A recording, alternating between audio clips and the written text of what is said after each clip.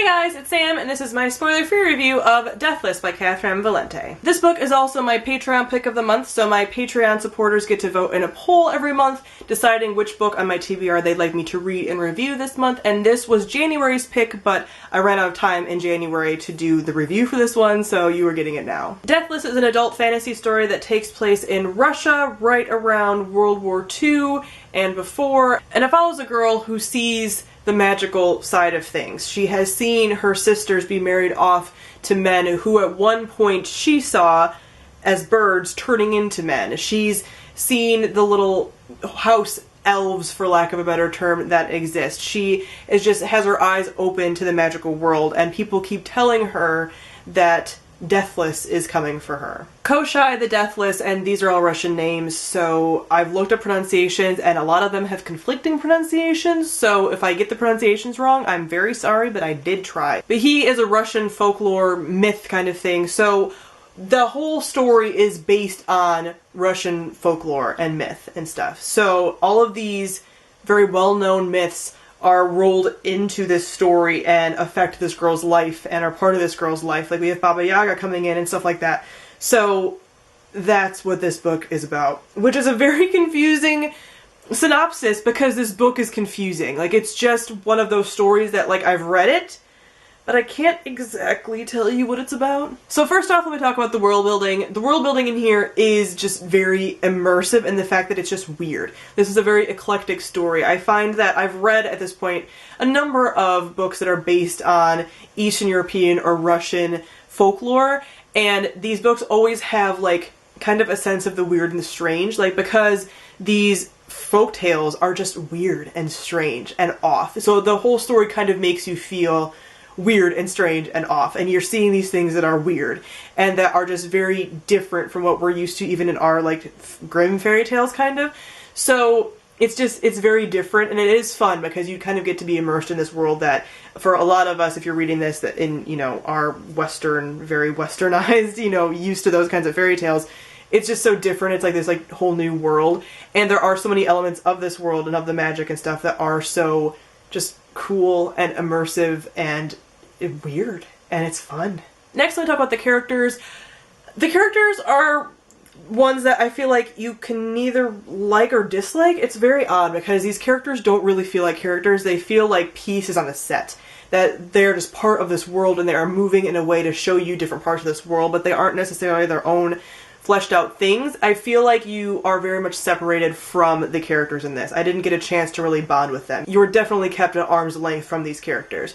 So that's kind of hard because I really wanted to love the protagonist and even some of the side character stuff, and you really don't get a chance to. We also have a lot of characters kind of floating in and out of the story, so you don't really necessarily bond to those characters. And again, they're just there to kind of serve a purpose or tell a tale or something and not really be fully part of the story. There is a love story element to this, and I will say that if you are not a fan of your love stories with a side of dark and twisty, or actually a really healthy portion of dark and twisty, then you're not going to enjoy this at all. I really like those kinds of complex and interesting romances, especially in these kind of fantasy fairy tale settings, because they are kind of dark and twisted and they're not idealized. I don't think that this is even trying to like idealize their relationship. It's mutually kind of toxic at times, it's obsessive at times, but again, it's not romanticized, I wouldn't say. Like, they have a romance, but it's not necessarily shown as like, this is what you want, ladies. Like, absolutely not. But it is very interesting. These are two very flawed characters who are neither one's really fully human in a way. You know, they are really struggling with their humanity and losing their humanity and what it means to be human and what it means to be alive. And they treat each other horribly at times, but they also are really drawn to one another. And also, I feel, really do love each other. But they have this very antagonistic relationship a lot of times.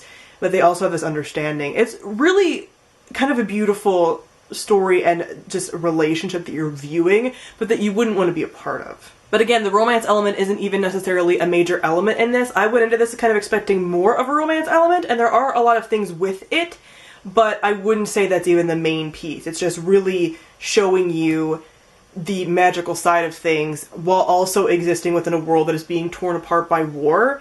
in the real world, you know? So it's having this kind of juxtaposition between the magical and the harsh reality of what was happening in Russia during this time period. So that's a pretty good segue into the plot.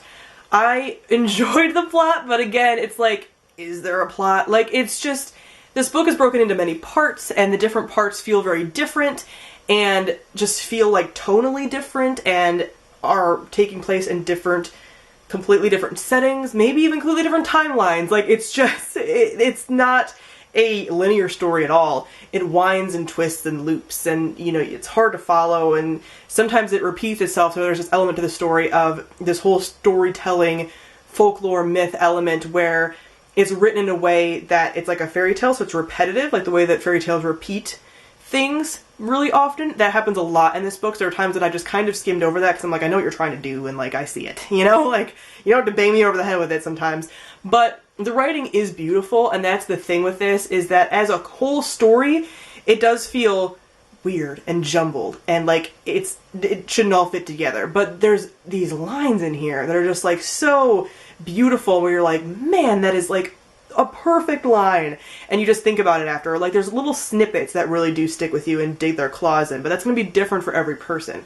So this is a book, because of all these things that I've mentioned, is kind of hard to recommend, because not everyone's going to like it. Like, I didn't even necessarily like it. Like, there's things that I deeply appreciate about it. I think Valente is an amazing writer. She doesn't necessarily work with me all the time. I want to read more by her, but the things I have read by her have been things that, like, I don't quite mesh with her writing style, but I recognize that she is a wonderful writer, and that she's able to piece together these beautiful lines, that she's able to explore the weird and the other side of humanity and what makes people human, and that's really interesting.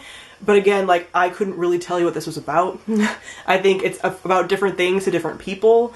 I think depending on where you are in your life, you're going to feel differently about this book, and I think that this is a book that I couldn't universally recommend to anybody. Even if you are somebody who likes really dark and twisty romance, are you going to necessarily like this? I don't know. Like, there's something in here for everyone, but there's also something in here that I think everyone's going to dislike as well.